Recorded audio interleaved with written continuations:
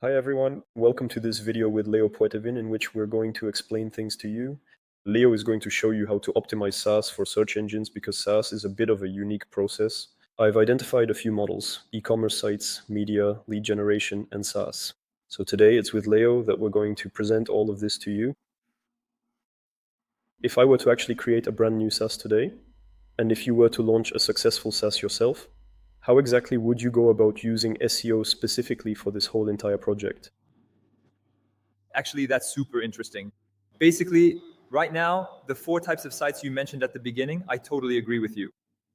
And that's because it's exactly how my entire business structure is organized. I categorize my clients into these 4 groups, which include e-commerce. I think e-commerce is the easiest, the most common, and the one that makes the most sense to understand from an SEO perspective, etc. The media side is really, in general, a lot of pages, a lot of content, and so on. The lead generation part, where the goal is to generate calls, to generate form submissions, and the SaaS part, where the goal is to get signups, basically to collect emails. There are actually a lot of things in SaaS. You have the lead generation part, you have the direct sales part, and so on. You have the informational and top of funnel part. You have lots and lots of aspects. I would say that the first thing I do when I have a SaaS is ask myself, what does it actually do? Quite simply because a SaaS has a function. SaaS stands for software as a service. So you see, it's kind of the question of we're selling you a utility, a feature. What feature are we selling? And the goal is to say to ourselves, let's try to rank for that first. Recently, for example, I had a discussion with a SaaS company that does email sequences, CRM, things like that. And so we have a CRM enrichment feature, for example, enrichment on CRM. We need to be number 1 for keywords related to CRM enrichment. We have something related to email sequences. We do email sequences. We need to be number 1 for email sequences and so on. So you already have the bottom of the funnel keywords. And that's how I approach every problem. In SEO, in general, we focus on what we do. What is our core business? What is our main feature? What do we sell? Where do we make money? And actually, we go after that at the bottom of the funnel first and focus on that. Pretty straightforward. Okay, very cool. That's interesting. Me too. I've actually identified the fact that there are several types of sites, so directory, SaaS, e-commerce, lead generation, media. I think I have, so that's 6 or 5. We'll check again, but that's super important.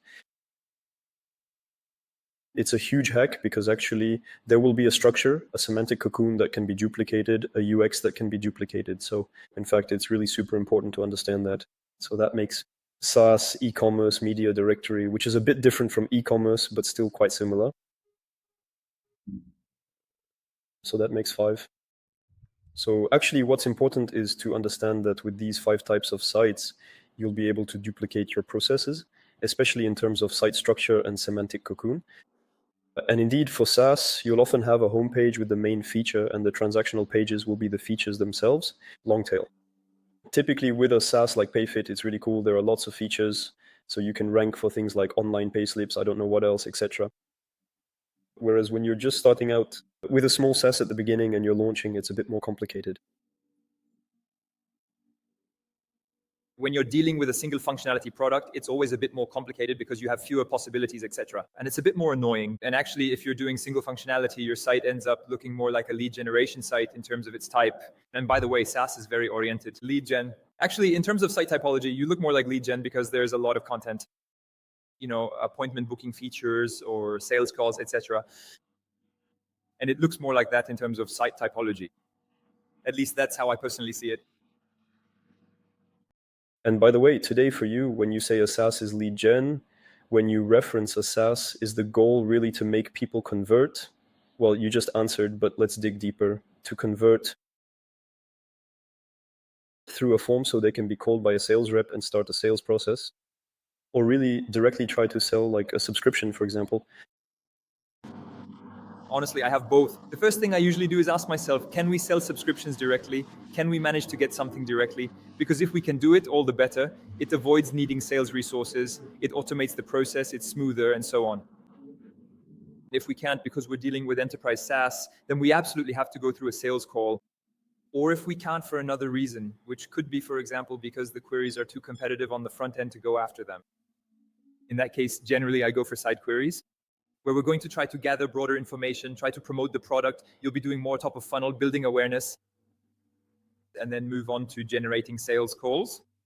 It depends on the SaaS. There are SaaS products where you can have direct sales, and there are SaaS products where you have to go through sales calls. So it depends a bit on the type, let's say, and the level of competition. The more competition you have, the more you'll be forced to cast a wide net. Generally, in terms of query types, even if it means creating very broad informational content like HubSpot does. You see, HubSpot are the kings when it comes to SaaS and SEO content, even if they're getting knocked down at the moment. They're getting knocked down because the whole industry is getting hit. So yeah, it's interesting to see how they're handling that.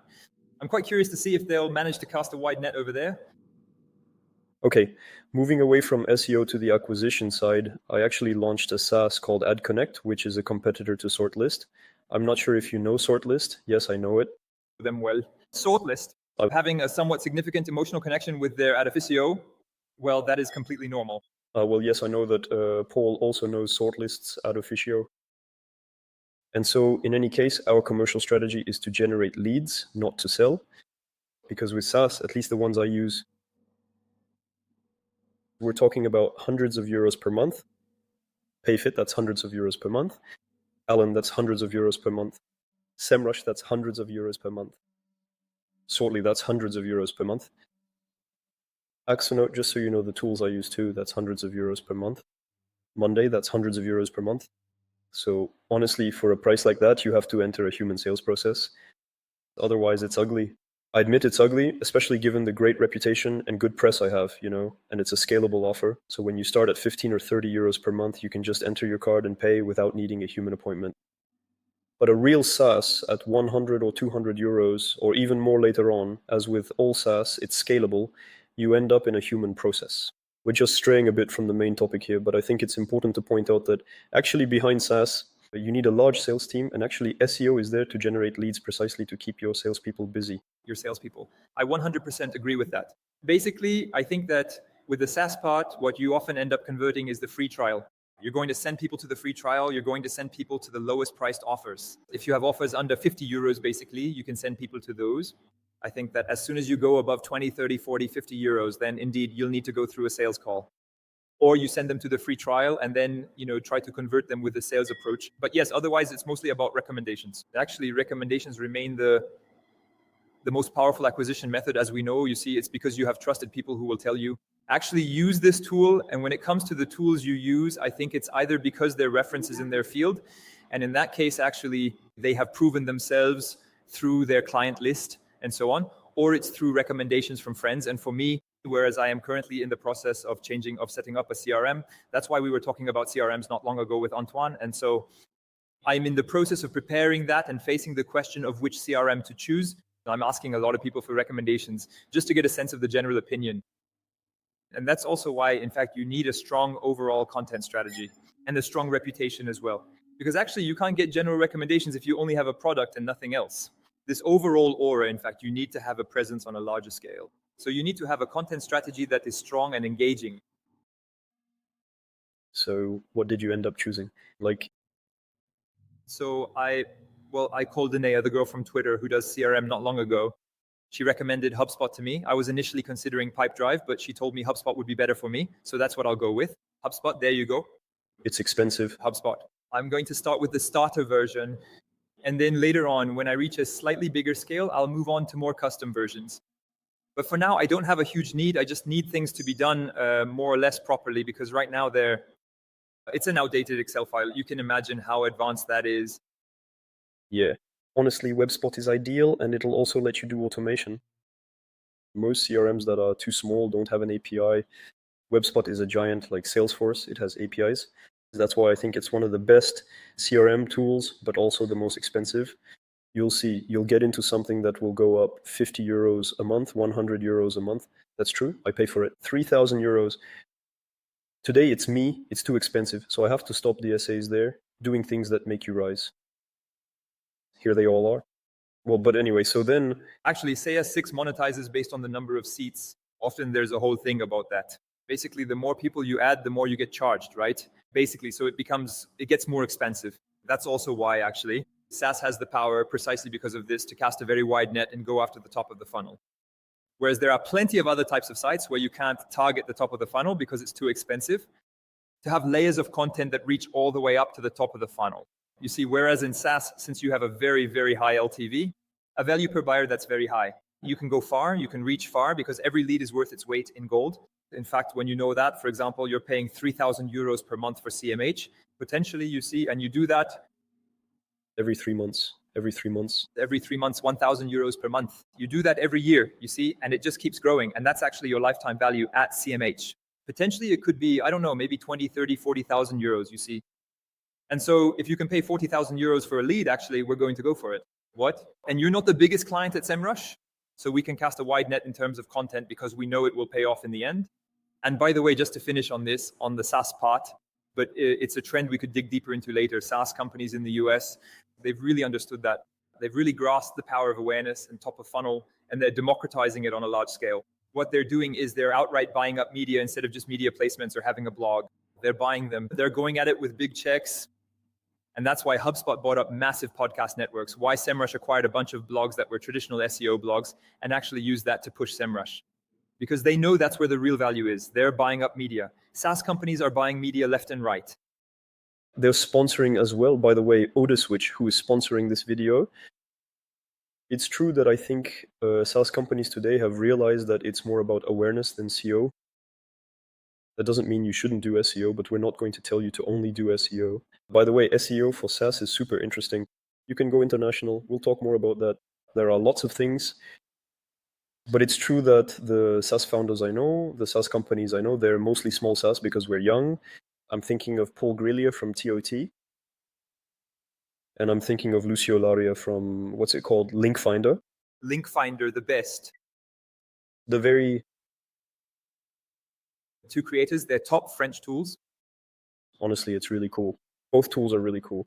And it's true that they invest, from what I understand, a lot in product placement and brand awareness. And in terms of SEO, I think they get blocked pretty quickly because when it comes to feature-related queries, there aren't 50,000 of them at some point. Writing assistance, SEO, platform, comparison, backlinks. That's it, semantic optimization.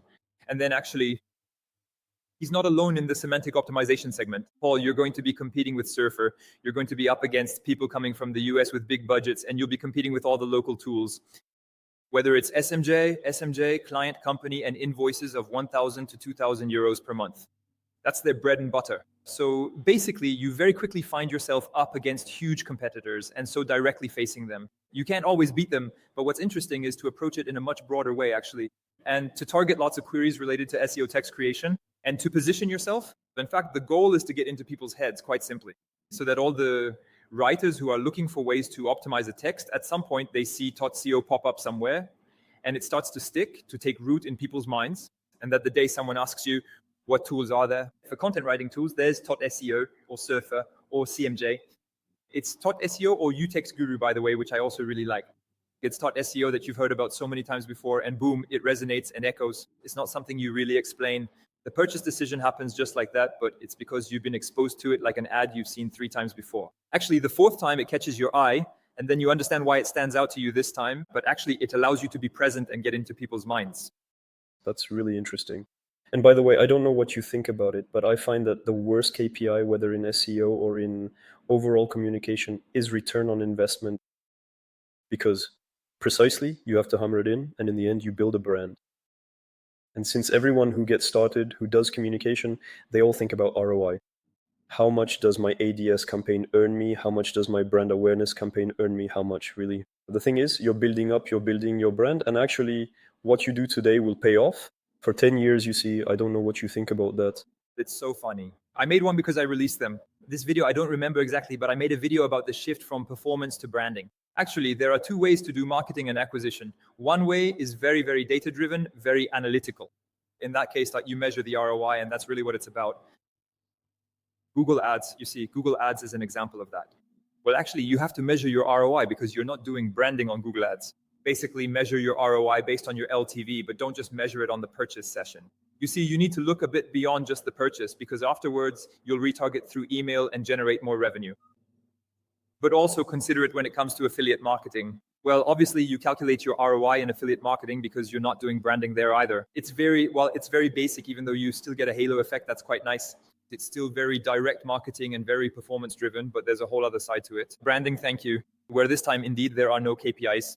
When Louis Vuitton puts up huge displays or stores in every airport around the world, you know they're not calculating ROI on their boutiques.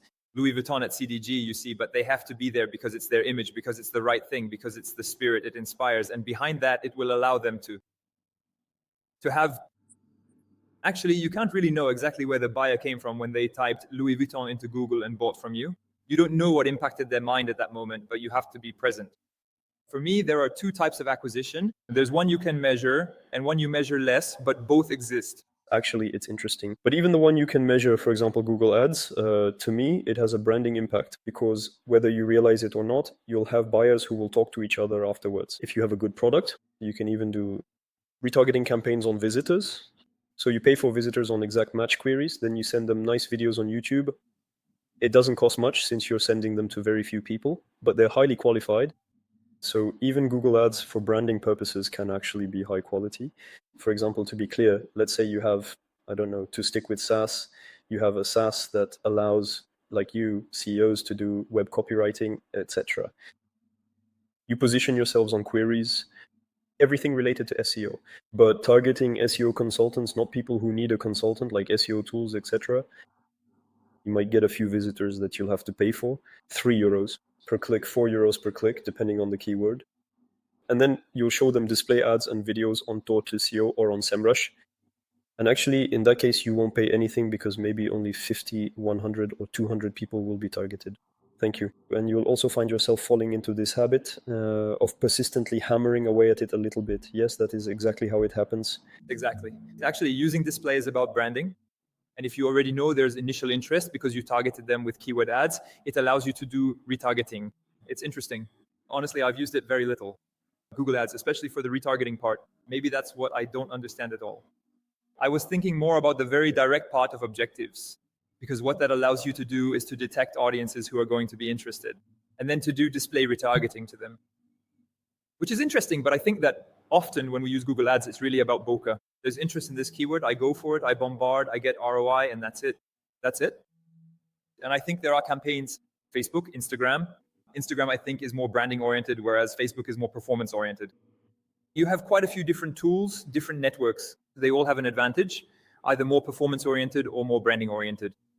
But for me, it's kind of somewhere in between the two. SEO basically is kind of in between, because you have a performance side when you monitor your keyword directly, etc. Honestly, measuring SEO KPIs is a real pain, because there's latency, there's all the mess, etc. But basically, you have the direct keyword part where it's all about performance. The guy typed it in, buy shoes. As you see, tool, SEO, he clicks on the first SEO tool, he buys the first SEO tool.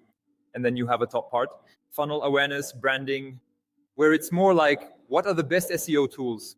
You're in the rankings. What are the steps to do semantic optimization? Well, you give the steps, etc. Okay, super interesting. It's good because we immediately jumped into marketing mix. We didn't prepare a brief, and that's good, because if we had prepared a brief, we would have only talked about SEO. And in the end, it's true that for SaaS, I agree with you. SEO isn't normally the main pillar, but then I think it depends on the SaaS. I think there are some SaaS where you really do have keywords. I don't know if you have one in mind, maybe.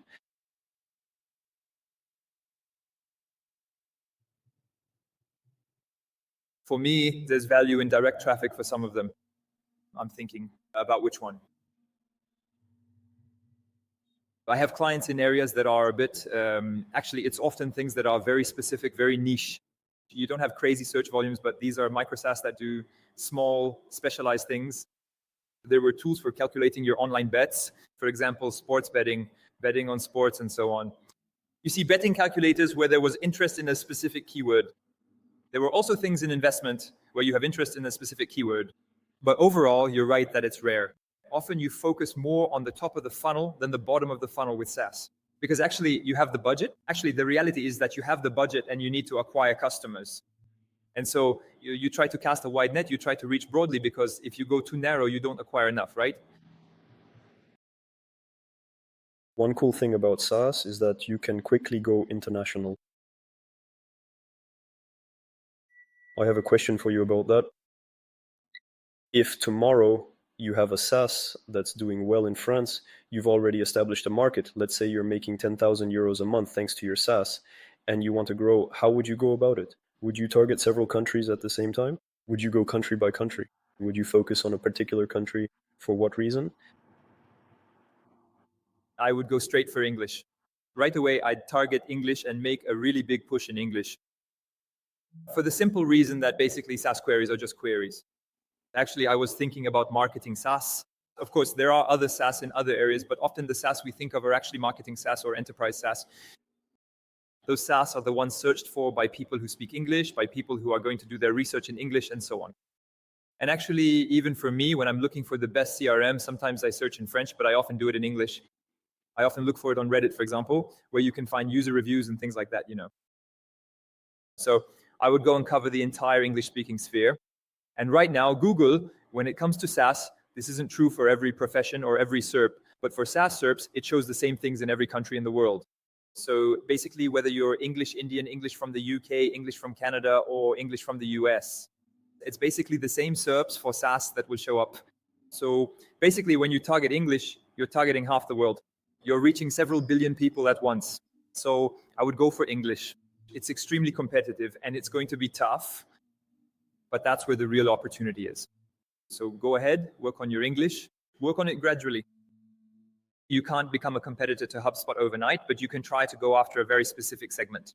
You'll gain some expertise there and so on. Build your channel in that direction. That's how I would do it, but clearly I would prioritize English. Okay, so what would you do in terms of tech a.com? Well, Me, I'm a purist at .com. You can use subfolders for languages if needed, but a big .com. That's where we put all our energy because we're going to need a lot of it. We're going to need a huge number of links to go after SaaS companies. All the SaaS companies, they have DRs, SaaS DRs. It's heartbreaking. They're the only ones. There are basically 3 players with big backlink budgets. You've got SaaS, CBD, and casinos. It's kind of the demon trio. They've got the budget, even though SaaS really goes heavy on links. So we'll have to focus everything. Personally, I focus everything on a .com, generally to get as much power as possible. And that then lets you rank strongly for everything else. Because if you split things up by country domains, it gets messy. I prefer to build one big domain, one big powerhouse. Right now, Google rewards authority, so we're capitalizing on that. Okay, honestly, that's interesting. Do you still see any advantages to using other extensions instead of .com? Country code extensions, I mean. Yes. But only for very specific cases, for regulatory reasons. If, for example, you have regulated or unregulated content, things you can say in one country but not in another, etc. You have to be careful in all that. Sometimes you need to block a country. In those cases, having a site on a specific extension can be useful. For example, I think of a case, if you have GDPR cases, for example, in SaaS marketing, where you need to be careful, or financial cases like SaaS finance, where you have to be extremely careful, because if you say the wrong thing on the wrong site, you can get completely slammed all at once. And potentially the regulators come after you, and it becomes very dangerous immediately. Having separate domains can be interesting. The only cases where I generally see separate domains are for legal reasons. In quotes, when you need to have a site that can be taken down a bit, that's kind of the idea. Or if there's a huge need for trust because you have a foreign player involved and you need to make it look like you're really established, maybe part of the country, or a different marketing approach, etc., and so on. I'm especially thinking if you're targeting markets like China or completely different markets, Japan, where you'll need different site templates, completely different websites. In that case, yes, maybe having a different TLD, but 90% of the time, I prefer to have just one TLD. Okay, well, that's good because I don't really agree with you, so that's cool. It means that it's perfect. But actually, basically, I really like country extensions for certain projects. For example, for projects where you have a team for each country. For example, if tomorrow an SEO agency opens an office, say in Germany, you have physical offices in Germany, you have an acquisition team, they have their own KPIs. You see, it's not just the French team doing the SEO, handling their strategy. So they have their own team. And so that's actually pretty good. I think that's a big advantage. I like to say that extensions are kind of like the Rolls Royce of SEO. Of course, it costs more because you end up diluting your page rank and basically everyone does their own SEO.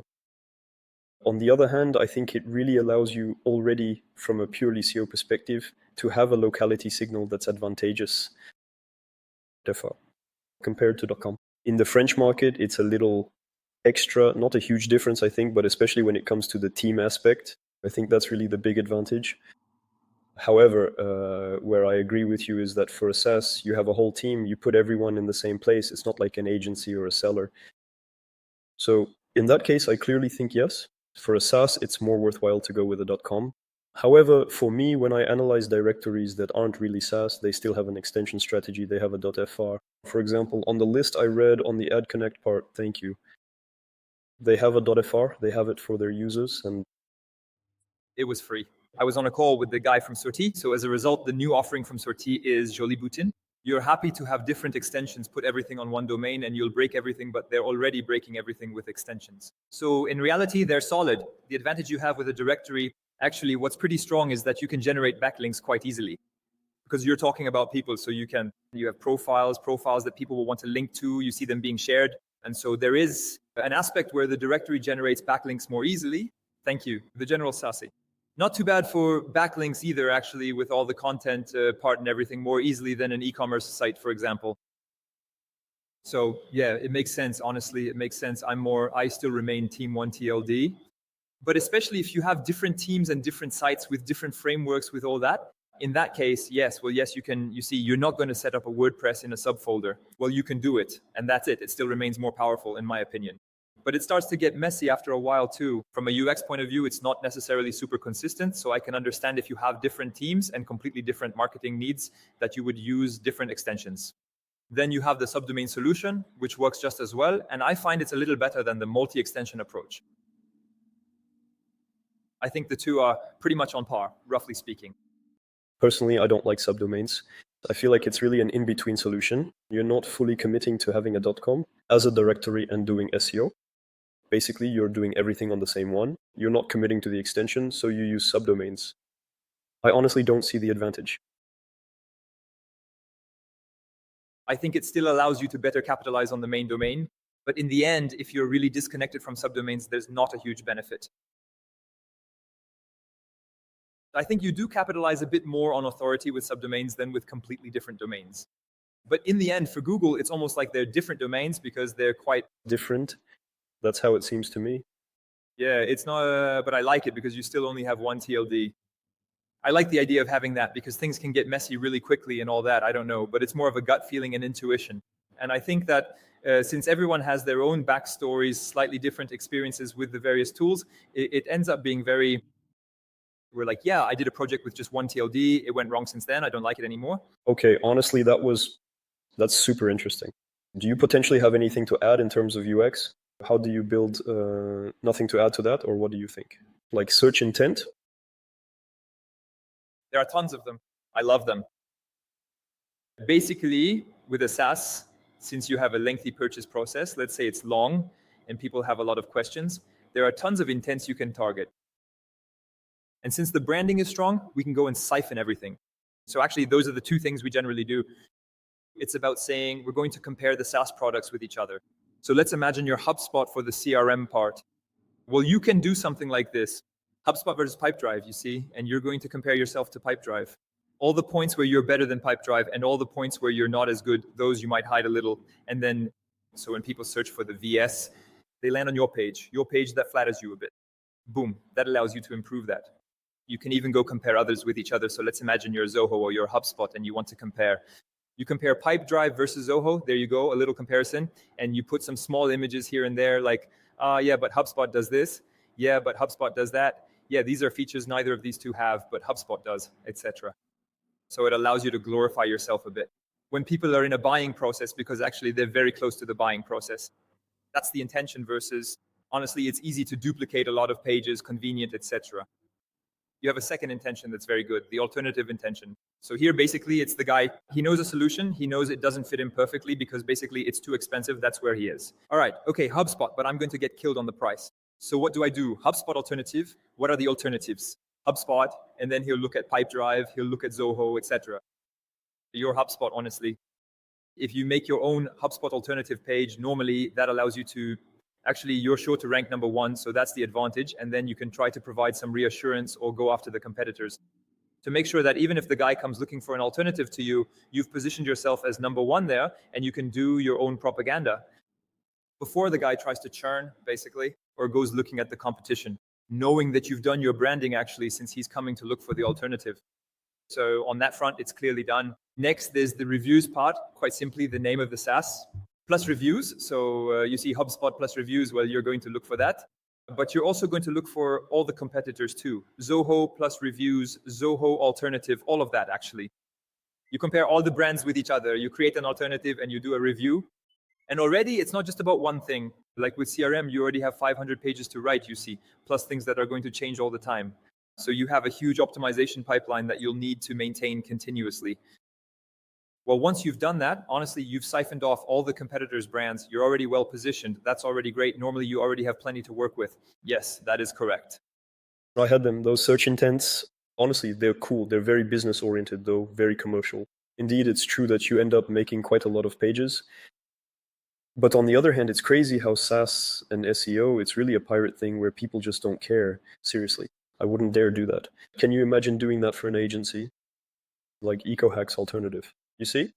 EcoHack's reviews. Oh, yeah, no, but that's it, actually. It's totally wild. Like, never in front of an agency.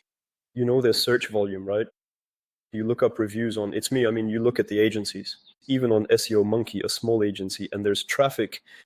So honestly, it works. Actually, there must be a reason to do it. Others won't do it because it's too harsh to do. But if we're being listened to by potentially some hackers, there are hackers who could do it. Actually going to leave reviews on all the agencies and then generating leads behind that. You see, those are things that work well, right? One thing that I wouldn't do either, out of respect. You see, actually, it's because we respect each other, so we don't want to rank on reviews, like GoHux, Avi, SEO Monkey, Avi, etc.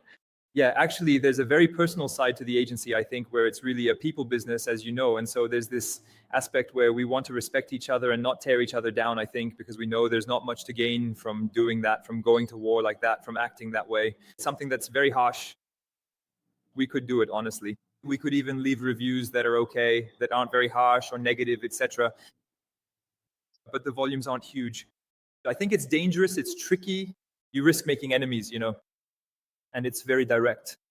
So when SaaS does it, well, they do it, you know, in a roundabout way, they all do it. So it's kind of normalized. If all the agencies did it, maybe we would do it too. As it stands, I think it's kind of, you know, it's kind of a gentleman's agreement. There's that in the first time I saw a gentleman's agreement in SEO, it was pretty funny. It was in the gambling sector. Basically, no one attacks each other, even though it's a field where normally everyone should be inclined to attack each other. But because everyone is already making a killing, people are like, well, no, we're not going to attack each other. Evil brings evil. Like, it's just going to be negative. We're just going to shoot ourselves in the foot.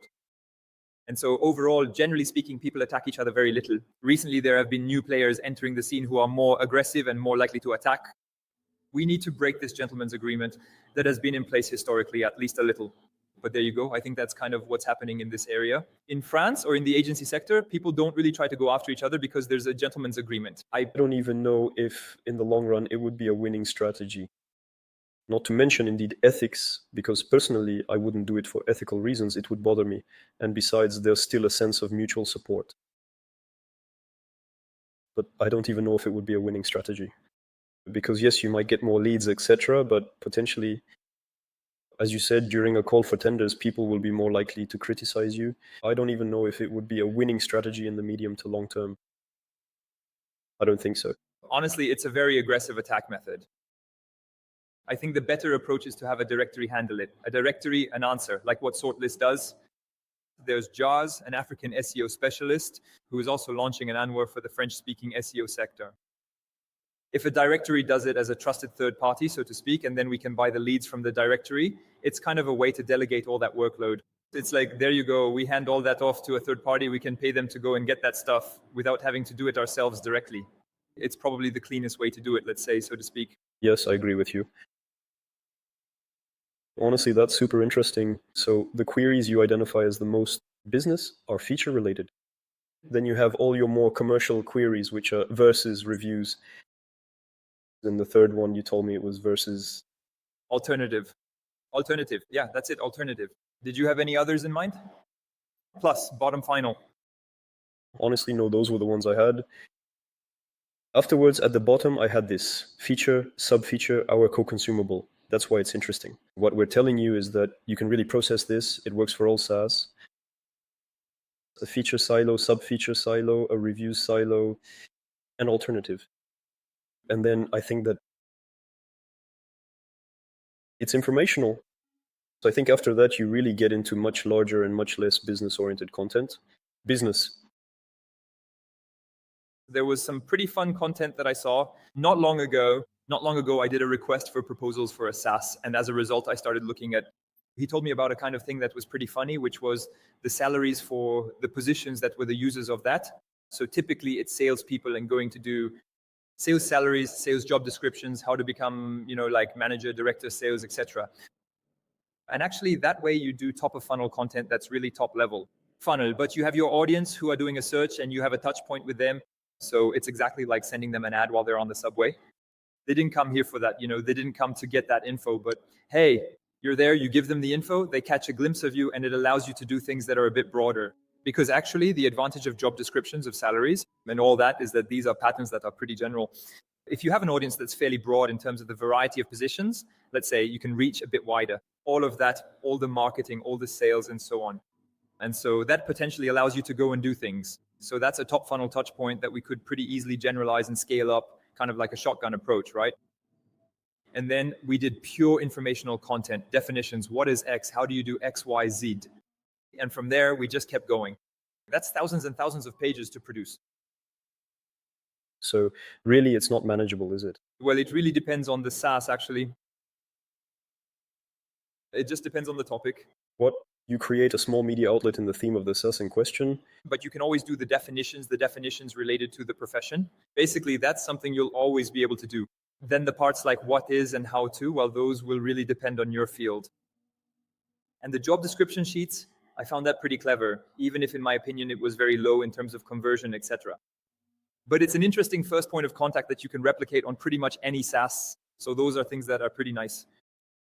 Okay, very interesting. We talked a little bit about brand awareness. Honestly, we kind of went all over the place. When you told me that SaaS companies were buying up media, I found that super interesting. And podcasts. So we've talked about brand awareness, but how would you today approach a brand awareness strategy for a SaaS purely from an SEO perspective? When it comes to brand awareness from a purely SEO point of view, I go for it. That's it. We bring out the rocket launcher to buy links. We use Link Finder, and that's it. We don't overthink it. You need volume, and basically, if you're a big SaaS CRM or something like that, in France, you need at least 10 layers to buy links. What? Well, if you want to take on the competition, that's pretty much the only solution you'll have. So basically, then generally what I do is I explain to them, you guys just raise some money because you're in SaaS.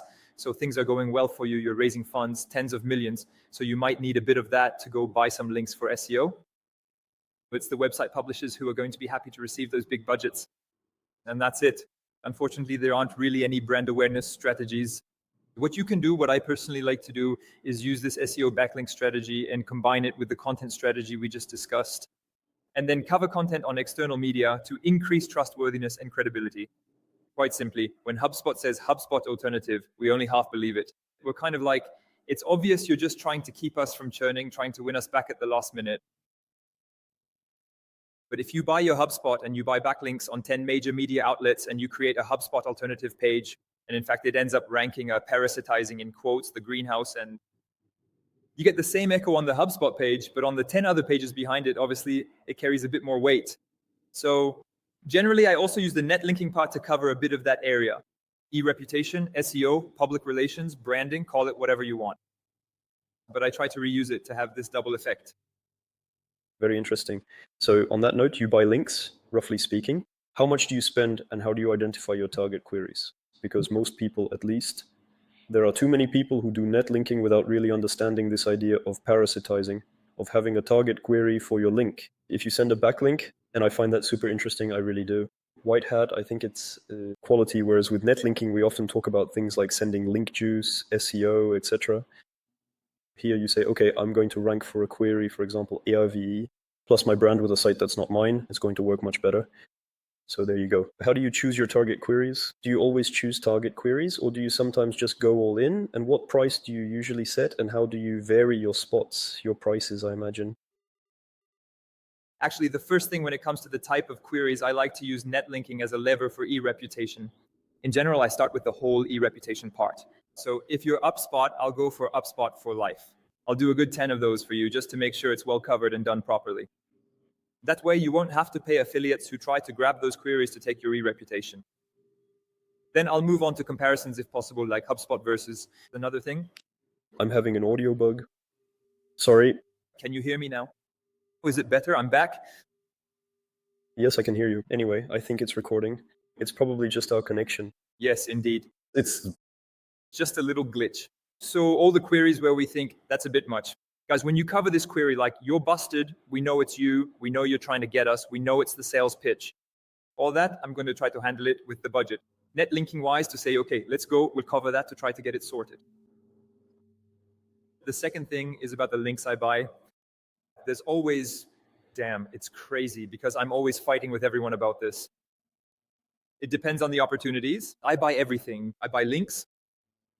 With a SaaS budget where we have 10,000, I rarely buy links for 10 bucks. I'm more likely to go for a minimum of 40 euros, roughly speaking. Links at 40 generally are used to dilute the anchor texts and to generate volume and dilute the anchor text, the links. I might even do a bit of ninja potentially. You see if I have a bit of budget, etc., to do some dilution as well. And after that, what I'm going to do is use the big links to target the major commercial pages. To try to rank, that's it really. I rarely buy links that cost more than, damn, but in SaaS, there are some amazing opportunities. Recently, I put together some great net linking strategies for SaaS. Usually I say I don't buy links over 400. But here, I have no limit when it comes to SaaS. There are links at 500, 600. They're cool, they're sexy. Like it's your direct competitor. Your number one competitor is selling backlinks. So generally what I do is, well, that's it. If my number one competitor is selling backlinks at 600, I'll go up to 600, maybe 700 or 800 for US SaaS with the right budget. I rarely go above 1,000 because after that, it starts to get a bit excessive to pay for links. $1,000? But above all, this can allow you to have budgets that grow a bit more. So it will depend. In general, I'll have one or two links that are a bit expensive. A bulk of links in the 100 to 200 euro range, which will be quite substantial, where you'll buy media in the language, some nice big media. And then some more specialized things, quite precise, almost surgical. I like to have a few of those as well. Honestly, there's a bit of everything, but I'm going to try to buy as many as possible of the highly specialized ones that are used by the competition. And all that are these things you can do with SaaS, right? Few domains, you can do it there, you can do it, so we take advantage of it. okay. And from a trust and reputation perspective, outside of SEO, how do you see things?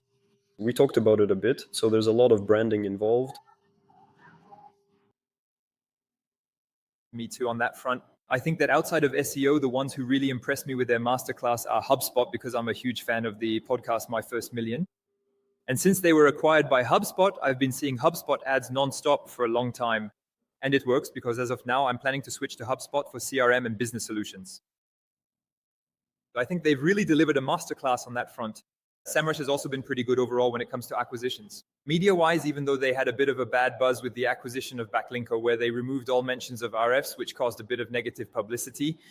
So basically, they haven't always been the best, but they've made some acquisitions that were pretty good nonetheless. And they were clever moves.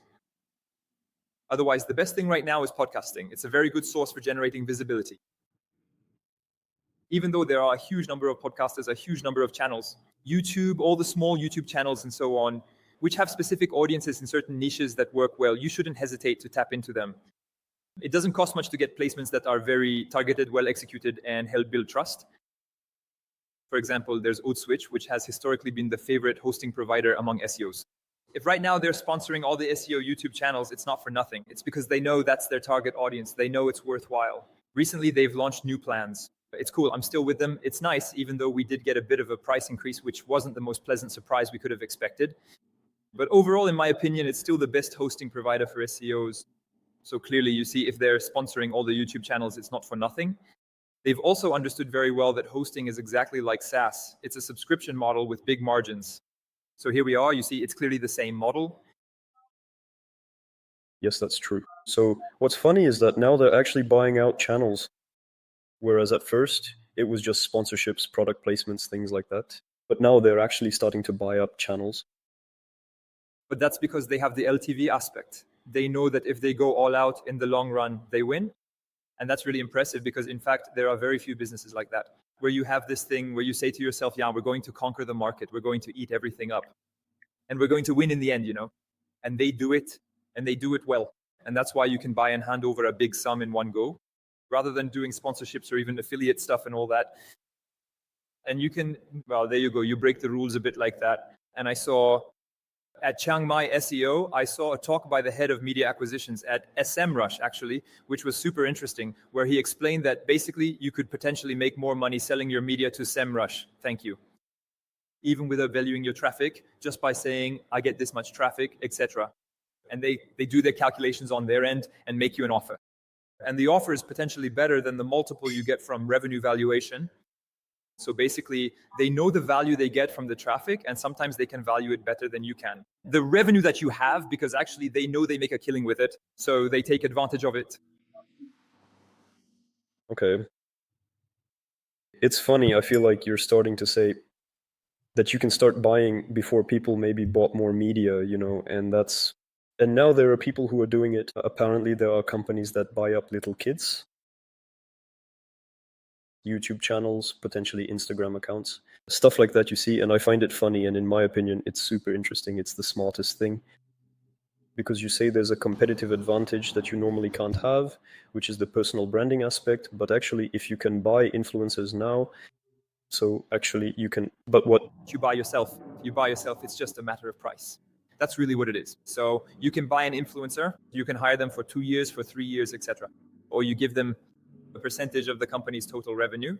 You can do all sorts of things. Actually, everything can be bought. It's all just a matter of price. It's always the same thing. And here it was a line we hadn't crossed yet because we were a bit afraid, of investing in a single person. The guy could leave, he could quit the job, etc.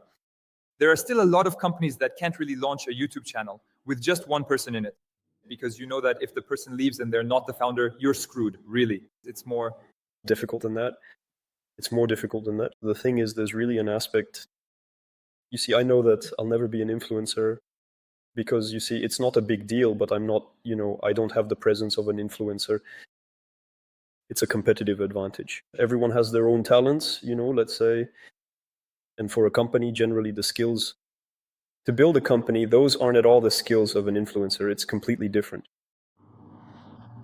Often you have these steps. The guy starts a company. If someone has managed to successfully build a company, it's funny. They often made this reference in the US. The second thing he goes after is recognition, fame, the YouTube channel. So you see a lot of entrepreneurs who have done they've really mastered the entrepreneurship game. They've made a lot of money. Then they switch to YouTube mode and all that, seeking popularity. And often they end up moving on to something else. Political power. And that's kind of the trio of things that get swapped around. When you have two and you're missing one, generally you go looking for the third. You see that a lot, in my opinion. For example, with French entrepreneurs, there's the guy from Ledger, but there's also the guy from Feed who's now doing Blast. Damn, I forgot his name. Yeah, you see, he went from being crazy successful to personal branding mode, whereas historically a little bit, but not that much. And now he's really established that. Eric de l'Archevêque from Ledger, same thing, very personal brand now, whereas historically maybe not so much. Guillaume Moubèche, historically a very good entrepreneur. And at some point he says, okay, now I want to have fame too, my man. So he comes on YouTube, launches his channel, gives some advice, and so on, and so on. So I think it's kind of about different cycles in a life where you have certain cycles. And sometimes you want fame. There are cycles where you want money. There are cycles where you want power. It kind of depends on the period, yeah. But it's funny because I feel like, I don't know if there's something to it, but logically, I get the impression that it's fame that brings money, which maybe brings power, but maybe not. For me, those are three very different things. In the sense that I won't put it exactly like this, but basically there was a time when I was popular as an SEO, and that's still the case. There are times when I push that really hard, and I can guarantee you that my income was not at all correlated with my popularity. Because actually it depends on how you leverage it, how you monetize it, etc. There's an important question of monetizing popularity, and really it's about how you monetize it. Popularity can make things explode, your income or not. So actually your income is quite uncorrelated with popularity, even though it's a lever that afterwards helps a lot. If you need to make money, it's actually pretty straightforward. And the power aspect, it's the same. It's something a bit external where you need to be in institutions, etc. That's kind of how it is. That's something else entirely, and it's the hardest part. But you know that by starting an agency, you're going to activate the power aspect more than the money aspect, because you're going to earn less than if you were freelancing. I'm telling you that right now. Well, normally, yes, that's the case for most people. I think for me, with the specific business model I've set up, I should be able to maintain a very strong and healthy profit margin, especially since I don't have to pay for a physical office space. And since we're doing something that's completely international in scope, we're working exclusively with talented freelancers and so on, which keeps our overhead costs extremely low. So basically, normally that allows me to keep a very strong margin anyway. And I hope that with the first agency position, I'll be able to make more money than as a freelancer. No, but you definitely can. It's just a matter of calculating the margin, etc. It's definitely doable. But still, from talking to quite a few people, freelancing is the best move when it comes to what you earn is yours, etc. Compared to entrepreneurship, when you put yourself in a company, you really get yourself into a tough situation. You're going to have problems. Oh no, man, don't even talk to me, damn it. I'm absolutely sure you're going to love it. The thing is, it's all the time and energy you put in. Damn, your whole mind goes into it, all your energy goes into it. It's exhausting. And yeah, you make money, and that's cool. And thank goodness, because if you weren't making money on top of it, we would have quit a long time ago. But damn, it's a lot of time and energy overall, no matter what kind of business you're running. That's something my first million also said, by the way. I'm a big fan when it comes to podcasting. I consume a lot of his content. But he said, whether you're running a taco food truck or building a company that's going to be sold for 50 billion as a cybersecurity enterprise, in any case, you're going to put your whole mind into it because it's your baby. It's super important to you. And actually, a business you build is something you pour a lot of energy and brain power into. So I didn't know that before I started, but now I do. My brain is working on it 12 hours a day. My girlfriend is starting to get fed up, and I'm still set to stay in this mode for several more months. But hey, that's just how it goes. I made this choice. Plus, I'm starting to make some money. It shows me that it's fine and we're not doing all this for nothing. Okay. Very cool. And you then, what are you looking for today? Is it more among the three? I don't know if there are other things you have in mind. I don't even know if you... For me, it's money for now. I'd like to see what's out there. Money and fame are things I really like a lot. Fame has always been important to me. I would even say potentially more than money, often recognition and so on. It's something I've always sought after. You can feel it actually in the way I communicate, the fact that I need to... People who make YouTube videos in general, it's either because they have a direct business interest or because they want people to watch and listen to them. Now, I have both motivations. Historically, I only had the part where I wanted people to watch and listen to me, but now the money aspect is interesting to me as well. That's interesting. For me, it's the complete opposite. I do it solely for business, but I would prefer, and in the very near future, when I can officially establish the SEO Monkey brand above my own, I'll do it with an immense amount of pleasure. Yes, indeed. I imagine. Whereas for me, I've always had this thing where I like to communicate, I like to talk, I like being in the spotlight and so on. It's something I really enjoy. So better. So you see, it's a quality. I do it with pleasure. So it's something that's actually pretty cool. In fact, almost there are times when I think if I could do only that, I would do only that. If making YouTube videos paid as much as doing notary work, I could almost just do that. It would be something I could have chosen, but I still like handing over the keys to the client sometimes. I like selling in any case. It's something I love to do. Okay, that works. Anyway, I love making podcasts. That's why I only do that now. Even if it doesn't amount to much, I'm not trying to make videos actually. That kind of reflects what I don't like. I won't make videos with huge editing budgets, crazy stuff. A small podcast, that's pure enjoyment for me. I know it's always nice. It helps build a bit of recognition. Okay, we've had a good conversation. I don't know if there was a topic you wanted to discuss. No, honestly, that's pretty much it for me right now. Just to remind you, we run an agency. It's cool. We help people. It's cool. Whether it's in France or internationally, it's cool. We're always here to help you. And even if you just need a bit of advice, a quick message, it's always appreciated. I'm always here to share. SEO is above all a passion. It's a job that makes money, but above all, it's a passion. And behind it all, if we generate traffic, Google, it's satisfying. I hope you'll generate your own great traffic to Google so that everyone can benefit, have great visibility, and make money. And then we can share our results together. Great. Thank you very much, Leo, for coming. And I'll see you soon. Thank you. Bye. Bye.